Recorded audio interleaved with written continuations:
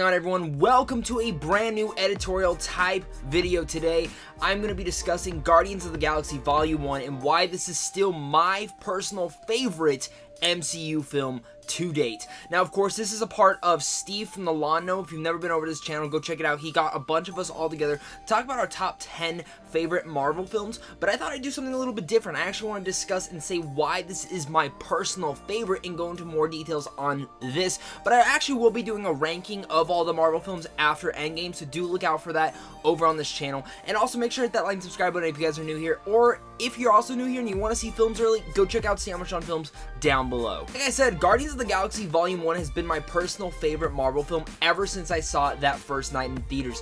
Hell, I got the Blu-ray, I got my little Rocket Raccoon shirt on, and I'm so excited to be talking about this movie. Great story actually featuring Guardians of the Galaxy Volume 1. I remember I was such a big fan of actually this comic book leading up the original team and the new team, and when they had finally announced them, I was so stoked. I heard Rocket Raccoon, Groot, we're gonna get all these talking things, all these weird cosmic universe stuff pushed into the MCU, and I was so psyched. But everyone around me was crapping on it. People who didn't know who this was, why they were in here, and they were all so confused, but I was not. I was fully on board for this. I remember taking all my friends opening night to see this film to prove them wrong. Then they saw it and loved it. Seems like that's kind of a lot of interactions with people who see the trailer and they're like, that's kind of dumb.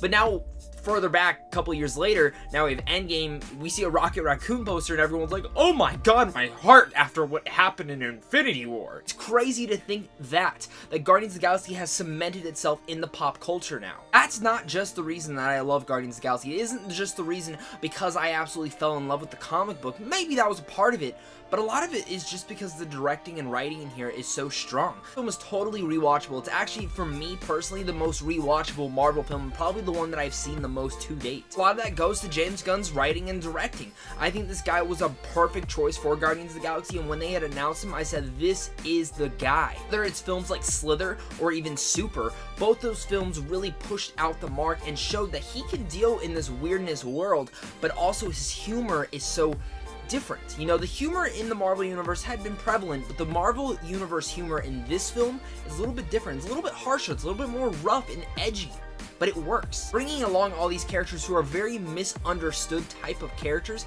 and also making them work, because in a sense, the fact that they're all teaming up right away, not giving them their separate films, but we get to know each and every one to a personal level is one of my favorite things about this film as well. You go look at Star-Lord, and Star-Lord, dear God, is one of my favorite characters in the Marvel Universe right now. Chris Pratt does a really great job with him and bringing a lot of emotional levity to him. I think that emotional arc of him is actually expanded more within Guardians of the Galaxy Volume 2 and Infinity War. It's not just him that really sticks out the most, because yes, he is charming, he is charismatic, and he really carries the film as being our lead central focus. But you go over to Zoe Saldana's Gamora, who is an excellent choice. I love Zoe Saldana, and I think getting to play this character was one of the best parts about the film, because she really, again, stuck out to her character and really made everything fleshed out more. Over to Dave Bautista, who at this time had not really been acting a lot and really steals a lot of the best moments in here, where his humor is not as shoved in your face as Guardians of the Galaxy Volume 2 was. He still kicks a lot of ass, he's badass at most times,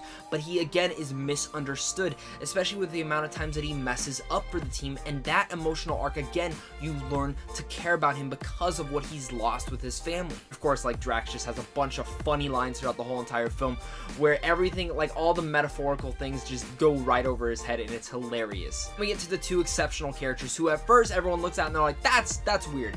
A talking raccoon, but a talking raccoon that again is a misunderstood character in the MCU, and in general just a misunderstood character around everyone else.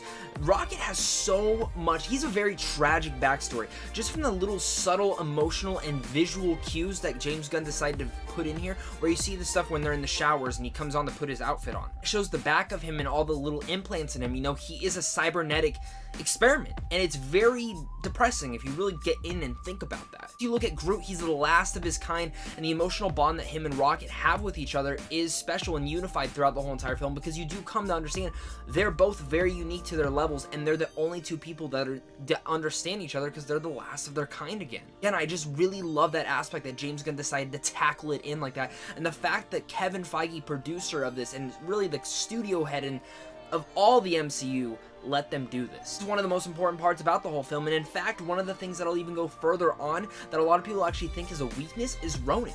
I like Ronan as a villain. He's a very menacing villain, but they don't push him into the limelight. They don't have enough time to focus on him, and I actually don't think that is a con. They're focusing on our main heroes, and while Ronan is the typical bad guy who just wants to destroy the world, it's the Guardians that are there to stop him. Sure, there's a lot more to Ronan and a lot more to his tragic backstory than just being this one-note bad guy, but I think Lee Pace brought a little bit more levity to him as well. Visuals in here are outstanding and probably some of the best in the Marvel Universe, and the fact that this is just a space opera planted into the MCU is what makes it so different. This is a movie that if you're not a big superhero fan, I think you can still enjoy it. I think if you're into sci-fi, you can still enjoy this. In fact, even if you're not into sci-fi, this is kind of the perfect blend. It's fun, it's kooky, it's weird, but it's also at the same time very accessible for a whole wide audience. There's not one person out there that I know that does not like this film or cannot be entertained. I would be shocked to hear if you weren't. One thing I've been saving for why this film is so special is the fact that James Gunn wrote the soundtrack throughout the whole entire film, through the script, and weaved it in perfectly to how each and every cue of music doesn't just feel like a studio churned out movie. No, it feels like it was cared for, and each and every music point actually works for each scene. Personally, one of my favorite scenes in the whole entire Marvel Universe is actually in this, and it's when Gamora and Star-Lord are just sitting there talking, and Fooled Around and Fell in Love comes on, and he tries to put it on her, and he's trying to seduce her a little bit, but I just love that scene because, one, I love their chemistry, I love their bond with one another, and how they really come to outlook in life.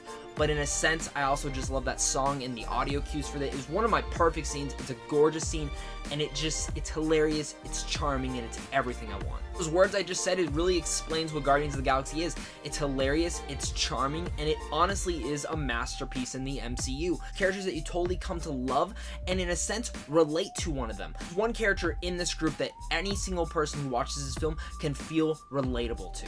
And that's the main reason why I love Guardians of the Galaxy Volume 1. Again, this is my favorite MCU film. It has never been crashed down at all. I've never had to think about it for 1 second. No, this film has always been established as one of my favorites, and I know for a lot of my personal friends who shit on me for thinking this film was amazing going in, they came out the same way saying, I think that might be my favorite.